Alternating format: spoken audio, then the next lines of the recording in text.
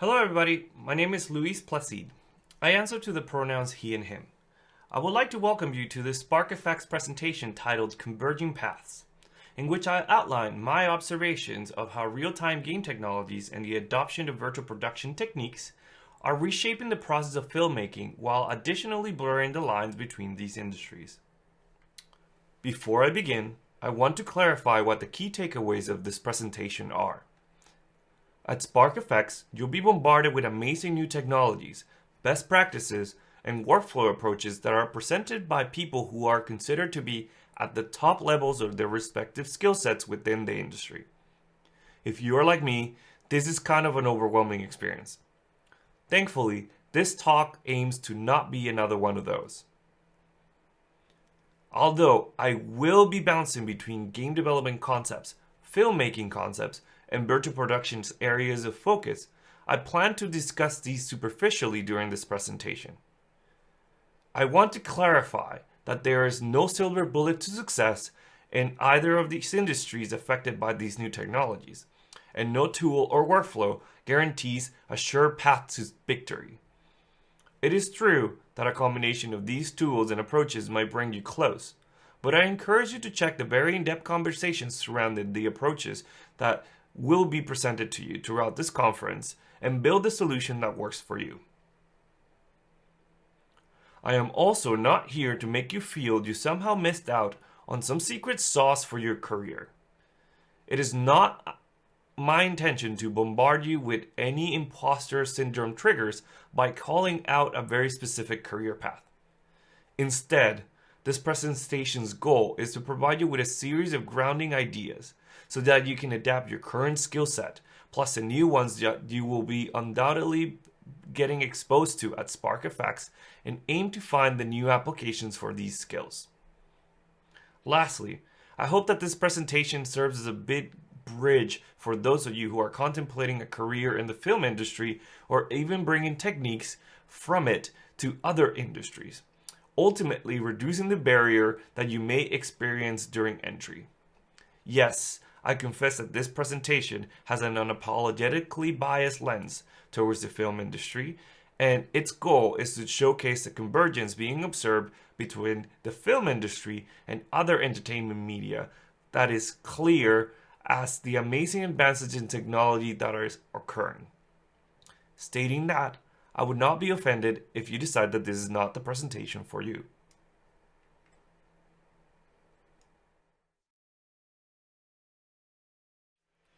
So you may be wondering what gives me the right to present this particular talk. My name is Luis Placid, and I've been involved in some kind of software development since around 2007. I started my grind in the unbearably boring oil industry, but after a very short while there, I made the jump to Apple, where I scored the terrible/terrific job title of being an Apple genius.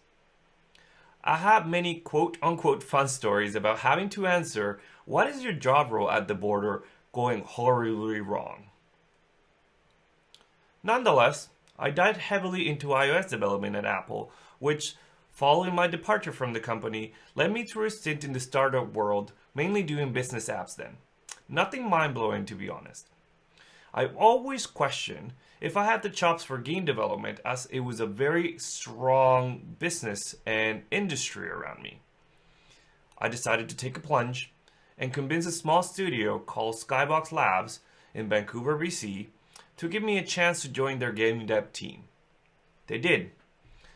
I had the pleasure to work on everything and anything across many dev languages, team disciplines, engines big and small, open and closed source, etc.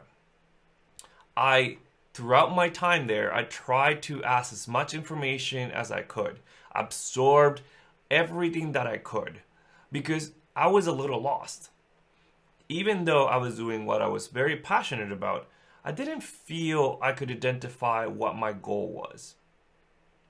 Over time, it led me to the discovery of the world of tools development, which, I know, it doesn't sound amazingly romantic, but it was absolutely blissful for me, and I wish to continue down that path. Being a tools engineer or a build engineer has given me the chance to work on some of the most amazingly diverse set of problems in my career. From having to try and fit the behemoth that was Halo 5 Guardians on a single Blu-ray disc, to building an entire custom editor for Halo Infinite's slipspace engine from the ground up. And that's some of the most recent things. Tools then became a special spot for me, mainly because I seriously dislike when people cannot showcase their full creative potential due to some missing feature or tech. It feeds into my idea of quote-unquote fun to pursue things that people think is absolutely insane and working on it on my own time. It is this mad obsession of unblocking people that garnered the respect for my skills as a firefighter, while also building me a horrible reputation of being a bit of a fire starter myself. I embraced that and exploited it. That's right, I am that angry pitchfork-equipped engineer who would go to battle for a better development quality of life experience for myself and those in the teams around me. I honestly do not know why everybody agrees to let me go on presentations like this when they well know that I would not only bring the fire extinguisher, I will be, on the other hand, carrying a jerry can full of fuel to the dumpster fire. Nonetheless, today I have the pleasure of being DNEG's lead Unreal developer, helping them pursue the cutting-edge virtual technology and virtual production efforts that you will see.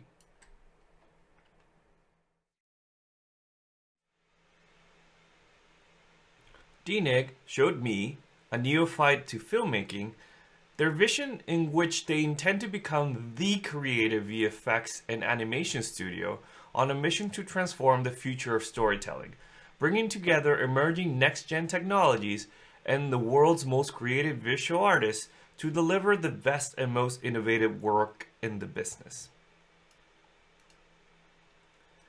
It is extremely hard to ignore that they are already a global leader in delivering premium visual effects, animations, and stereo conversion services for feature films and episodic content. DNEG's award-winning work has already earned 6 Academy Awards in the last decade, 7 out of 12 nominations at the VES Awards for 2022.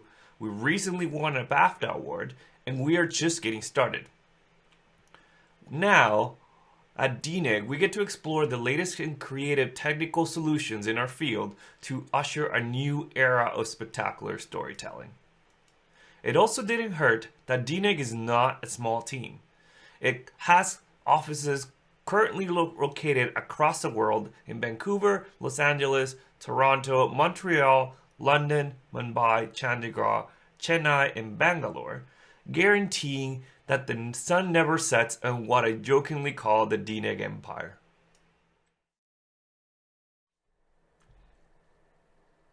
So yeah, I plugged all of this because, you guessed it, unabashedly and unashamedly, we are hiring. If you want to know more about what roles we have available, feel free to check dneg.com/careers or ping me during the QA session. Now, back to the matter at hand. You now know how DNEG convinced me. But let's talk about why or how I was even contemplating getting convinced. Unbeknownst to DNEG though, a couple years before they approached me, I experienced what I now know was peak tease of my career. It was that moment when you find something and you immediately want it. I was given the lucky chance to be invited to Epic's release showcase of Unreal's virtual production pipeline at a conference much like this one. It was recorded, and I am sure that if you can find the video, you can see me with my mouth wide agape hitting the floor the entire time whenever they panned out to the audience. I could not ignore how much virtual production, an area I had never even heard of at that time, was so adjacent to what I wanted to do. It sounded like a mirage of amazing work and challenges. And it immediately hit me that I was potentially not going to be able to do it. I was left very anxious. I was let very, very down because I didn't think that I was cut out for it. And why would I risk the path that I was at as a successful game developer? I couldn't put my mind off what it was that I loved so much about it. And I also realized that thinking back of what I did on my day to day wasn't really married to games only.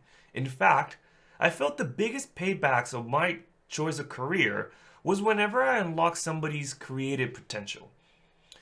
Even when those creative outlets are imperceptible to the end user. Add to that I already was a massive nerd who enjoyed everything in narrative experiences across different mediums. For me, my first late night match campaign of Age of Empires is the equivalent of listening to Tyr's recount of Norse mythology in 2018's God of War. And it's also as fun of a memory as the one of me sitting in a theater watching the original show of Tron for the first time. Similarly to the much chagrin of everybody who knows me, I find that digesting the many conspiracy theories stemming from like a movie like Inception's spinning totem scene at the end of it is as enjoyable as fighting over some extremely obscure piece of Halo trivia. I'm that insufferable at parties. But what it led me to know is that I had been subconsciously experiencing certain parallels between my chosen career at the time, which is games, and the film consumption and in like film-based media that I was exposing myself to. It felt nothing but a natural progression that at some point it might merge. It was just nothing but an unconscious parallel to me. I, like many who I talk to often, believe that this industry would remain ever parallel. But after my wife entered the film industry as a special effects makeup artist, and I was exposed through her lens to the world of filmmaking, I came to realize that both modern games and films of today are becoming exceedingly complex, with many moving parts and interactive pieces that are being presented to the world, right, through lush, rich, and dynamic experiences. Films and games are expected to also be delivered quicker between the iterations, more so than ever, and with more information and more of a content that its predecessor had at its launch. With this new level of complexity being delivered and continuously compressing set of schedules, I also grew to find that both games and film was done with the rubbery ragdolling and subpar CGI and computer-generated graphics as that were once deemed acceptable, and that the shelf life of what we considered top tech became shorter and shorter. Film and game graphics were demanded to be more accurate with each new release. And not only that, we are expecting higher levels of emotional connections conveyed to us by the medias we enjoy. We demand more anger, more joy, more sadness out of what we experience. And we also demand a more diverse emotion set and perspectives shared with us through these medias. All of us are simply growing to demand more for what we get to experience on a screen, regardless of how that experience is presented to us. We could be in control or along for the ride. Based on what we demand of each, we can't claim that this evolution is fully parallel, is it? It is clear that film, games, and entertainment industries are in a path of convergence, stemming from the benefits of technological advances that we have experienced across all these industries. Thanks to real-time technologies, which is this specific area that we're going to talk about in this presentation, the workflows for that and how it affects the traditional techniques for game development and filmmaking, the entertainment industry has had to shift in order to allow significant changes to the creative process. We are breaking down developmental silos, leading to richer experiences for each of the mediums. The line that we all once used to believe served to separate all these industries has been blurred significantly, leading us to experience a sort of digital media renaissance that any on either side of the line can take advantage of. It is becoming easier to do this switch between these industries as the skill sets required on either side overlap over time. You may think that it sounds very pie in the sky to state that the line has been blurred, but this claim is nothing new. Filmmaking over time has evolved from being a very linear affair that mostly resembled a production line. Story guidelines and pillars will be established for what the film is going to be, sent to art departments for storyboard and concepts and pre-production, helping build that vision of how the film would look and feel, ideally before the team would enter production. The film would then be packaged and brought to principal shooting, and in which we will iterate based on set pieces, actor performances, or sometimes even a particular feeling or direction from a director or executive. It was a very transactional approach between these departments. Once principal photography will complete, we in the VFX vendor department will come in to add our contribution as well as correct all the missed opportunities and miscommunicated assumptions done in pre-production and production. It happens. We discover it as we shoot after all. We follow the push to complete the last set of pieces that could only be done in post and try to finalize as much as possible the original vision that we intended. All before the deadline, cutting frames where we need to, and or arriving to realization that some frames just need to be used as is because it might be too late in the process. Does it sound familiar? It's because it totally should. The traditional game development process is very much the same as the traditional filmmaking process we just went over. The main key difference is being the passive experience from consuming a film versus a game's dynamic hands-on experience. In essence though, a game story becomes guidelines and pillars that needs to be established before the game is about to be entered into pre-production. All the game story is sent to the art departments for storyboards and concepts and pre-production to help build that one vision of how the game should look, feel, and play. The game would then enter principal development, in which we will iterate based on the level design, the actors, the performance, and the features that we wanted to build into it. Again, similarly, changing sometimes at the feeling of a particular director or executive. It was also very transactional between these departments too.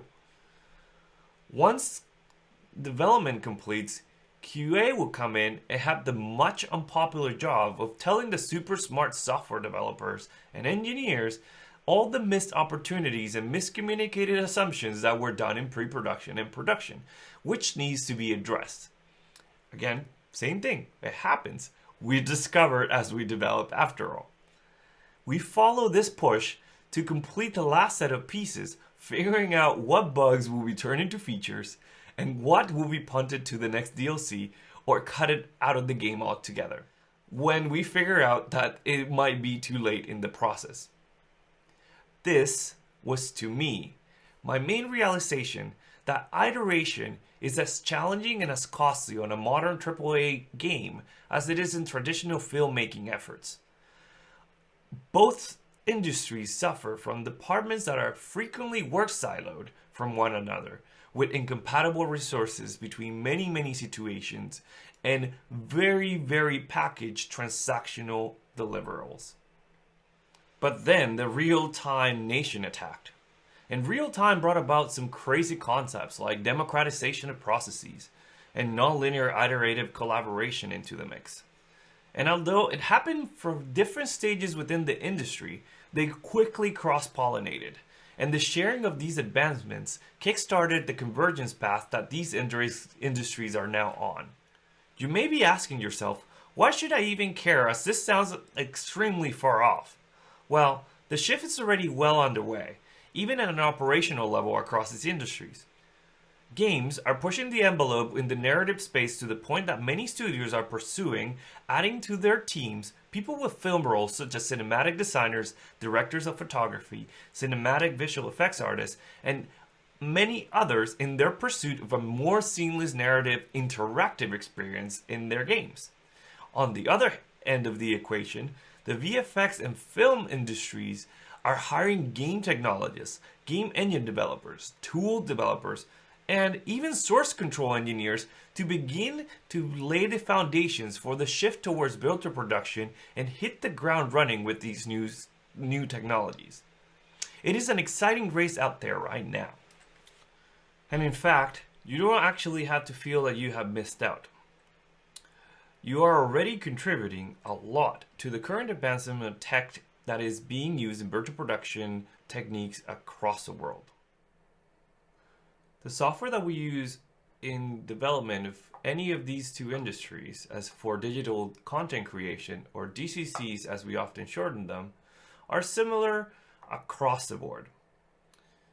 And more today, these tools are opening up with newer applications for virtual productions worldwide. Even some of the obscure tools that we once used exclusively for one industry have shifted to the other. Time for a little bit of a game. I encourage you to keep track of how many of the tools that you see on screen you have been exposed to. Count them with your fingers or a checkbox, or keep tabs on it. Do your preferred method. But let's start with the very general ones. The Adobe Creative Cloud products. If you ever use Photoshop, InDesign, or Aero, you have used one of these, like one of the virtual production tools.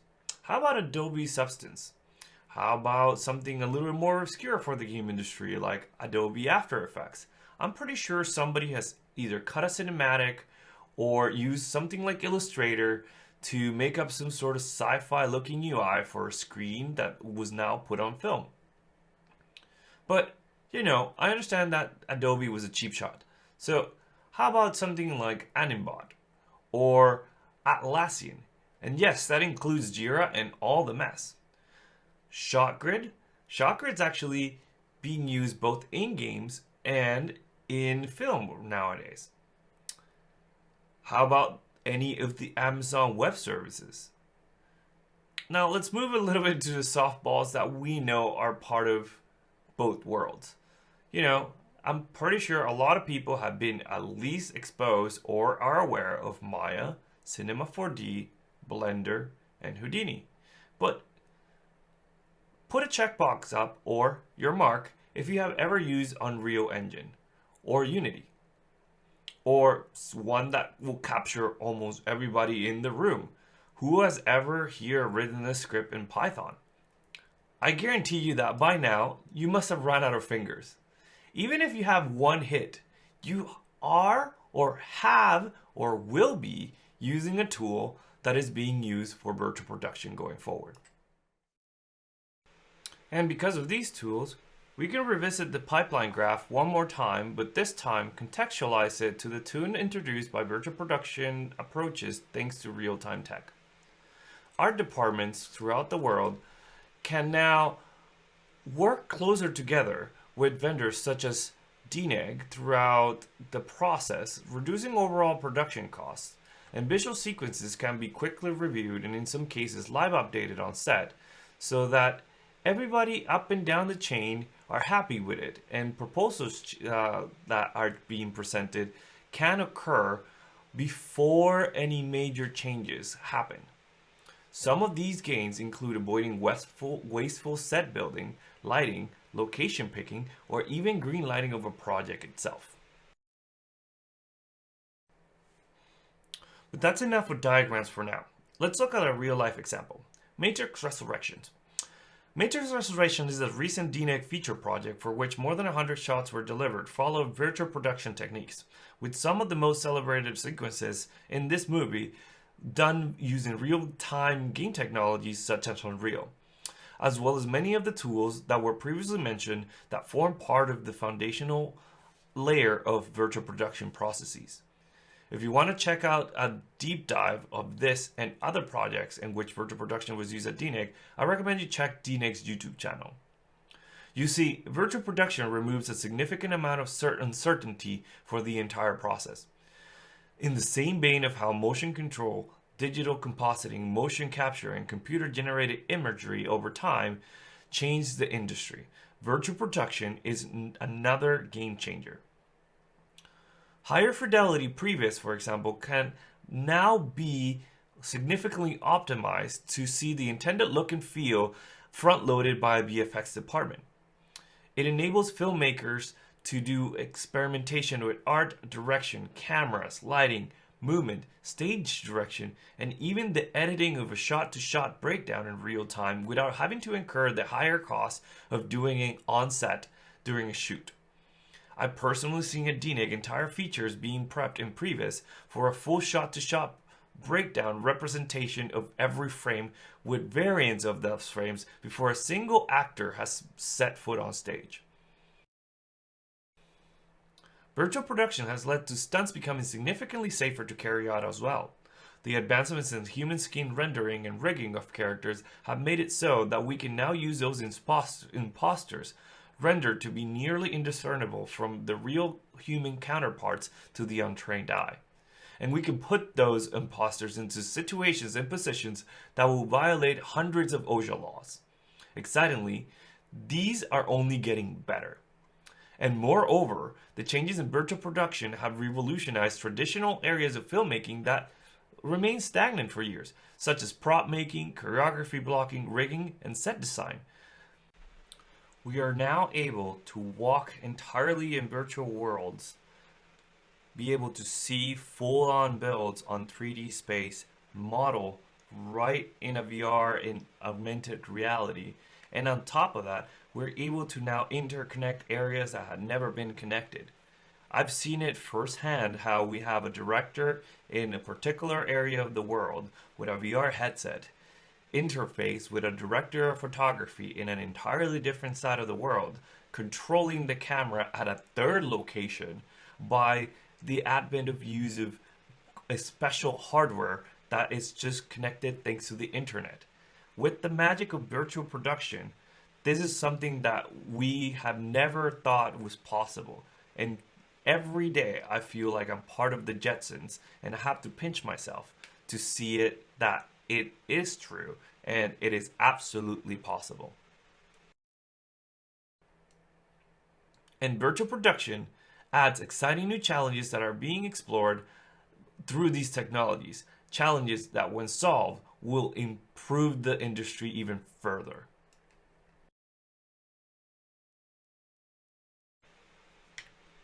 What is even more amazing is that these technologies not only apply to live film, it encompasses a set of changes that can also be taken to the feature animation world as well.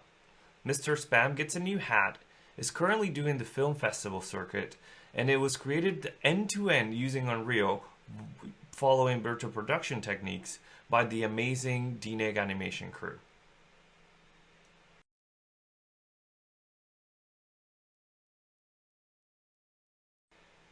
So you may be thinking, aha, I knew there was a catch. What is the catch? Well, not really. There's no real catch. What I've been exposing to you is just the tools of the trade. Your only requirement is to shift the mindset of how you use those tools to bring them to a different context. But every time that I present that you can just switch context, I get a lot of rebuttals, with the main rebuttal often being that they don't believe that their skills allow them to pursue a fruit for a career in virtual production. I don't fault you for having this thought, because after all, I have lost track of the times that I had this exact same thought throughout my career. And I absolutely had that worry when I decided to pursue moving away from games or your industry into film. But I do have something for you to take a look at.